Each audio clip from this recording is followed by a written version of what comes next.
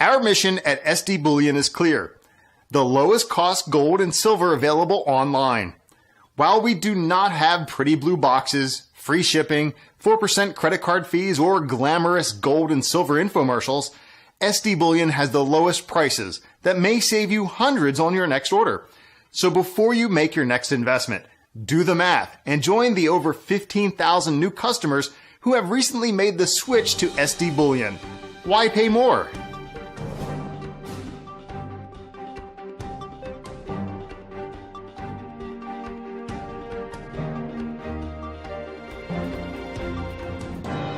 Mentioning that the dollar is at national security risk, you've talked about before about this idea of an economic reset, and the fall of the dollar really is a very important part of this economic reset that you talk about.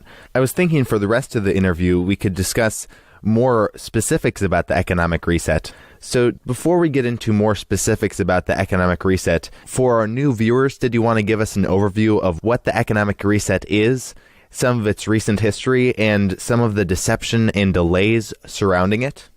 It was probably around late 2013 that the world superpowers, and I'm talking about, England, U.S., Germany, France, China, and Russia, they all had a big powwow and said, the dollar cannot continue to be the global reserve currency. You can't have QE, which is quantitative easing, which is bond purchase program off printed money. You can't have unsterilized hypermonetary inflation for the global reserve currency. And the stupidity and recklessness of that, combined with the lack of the public perception that it is folly, highlights the ignorance in the Western world as to what money and monetary policy is. You cannot print money on the global reserve currency. You can't do that. That's putting Zimbabwe on a global scale. You can't do that. You can't undermine Korea's savings account in the form of treasuries. Countries don't just save treasuries to buy crude oil.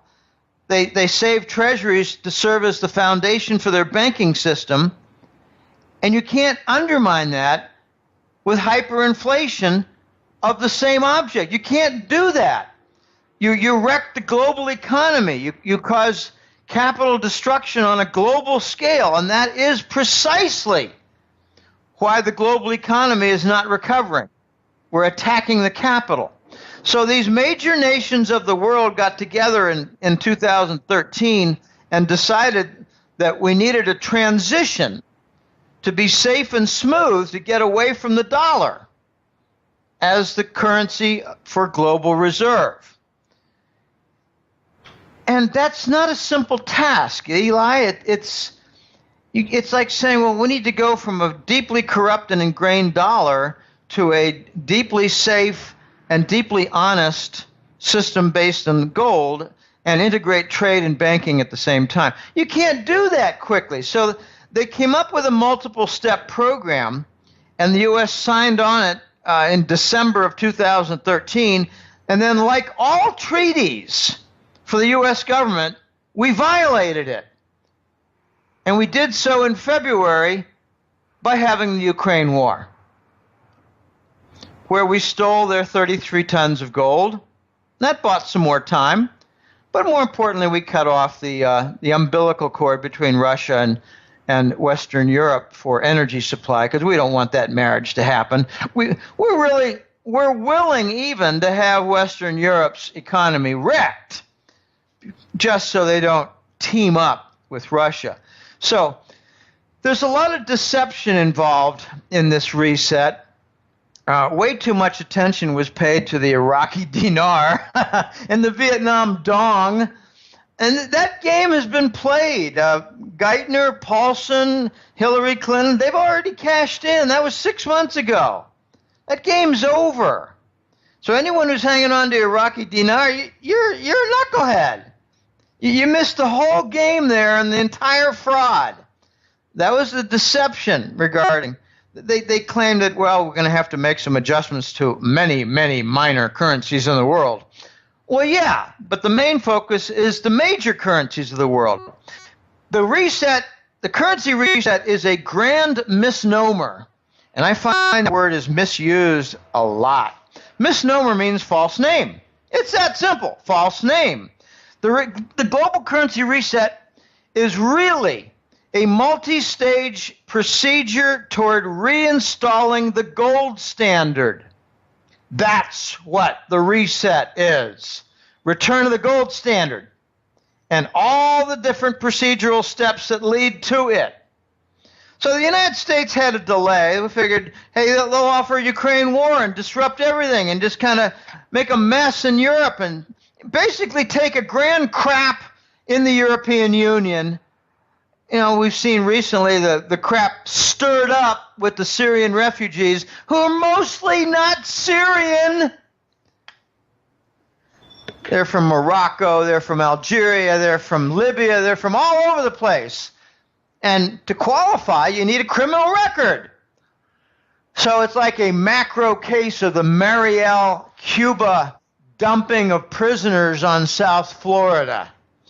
Okay, so there's a lot of deception, a lot of nastiness, and, you know, wherever the U.S. government has its hand, expect something to be destroyed and people to die.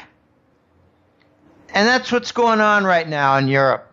So the global currency reset has a lot of events. And think of it as like a preparatory events. You need to, we got a grand event as a climax. But you can't have the climax unless all the preparation is made in the preliminary steps. It's hard to come up with an analogy for this because it is so big. We're talking about removal of the dollar as global reserve currency. We're talking about an ending of the dollar being used both as a domestic currency in the United States and the reserve currency in foreign banking systems. We're talking about a removal of that and all of its paper, toilet paper, confetti aspects, and integration of an honest system. The biggest shocks will come to the countries that have the biggest deficits and the biggest absence of industry. And that's precisely the United States. So the United States has been interfering and delaying with its integration because I call it a slipping into the third world. The United States has $1 trillion federal deficit every year. I forecast that in 2009, and that's turned out to be a correct forecast. Every year, $1 trillion. But every year they come up with some doctored nonsense and say it's only $550 billion this year, only $580 billion this year, only $600 billion this year. Bunch of nonsense. Remove the adjustments and you see the trillion. The United States has an annual, roughly $500 billion trade deficit. If you have an honest, legitimate currency for just the U.S. nation used on a domestic basis only, you're going to see radical sequence of devaluation, I think on the order of 80% in maybe 3 or 4 steps. That's what the U.S. faces with the reset. So naturally they want to delay it. They don't want to see import inflation of 200% on prices.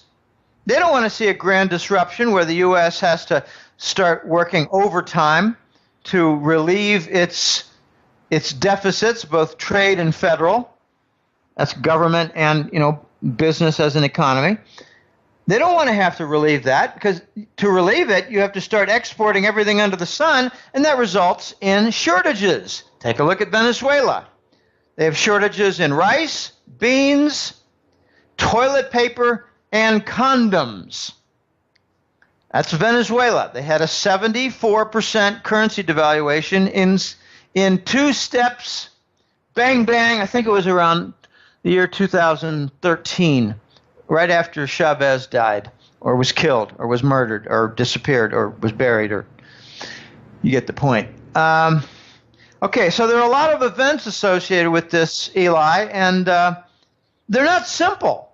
And there are a lot of consequences that happen. Like some nations will sit together and they say, well, this happened, that happened, that happened, and this is coming. So let's do A, B, and C. Okay, there are consequences for starting this grand global movement. And I think it's going to be a major theme this year. Got several things that have already begun, several things that are in motion, several things that are announced as soon, and it's exciting. It's like being at a boring play, and the first 3 acts are done, and finally, okay, acts 4, 5, and 6 are happening now, and this is where big, big things are happening. So that's my introduction. I hope it all makes sense. It's a summary. It's not adequate by any means, but it's a good overview, I think. And there's a lot more deception in there. There's a lot more battling and posturing in there. And most of that is going on between the United States and China. Now, there's certainly the Russian sanctions and the reverse sanctions, food bans. That's big activity. But the main events are between China and the United States. And Russia is right behind China with full support on almost everything they're doing, with some complementary activity that reinforces the Chinese actions. Click here to subscribe for free so you will be notified when more of this interview is released. Or click over here to watch the full interview now. This video was brought to you by ReluctantPreppers.com. Click here to watch Reluctant Preppers interview with Jim Willie, where Jim Willie reveals that the elite are stashing gold while bashing it in the press.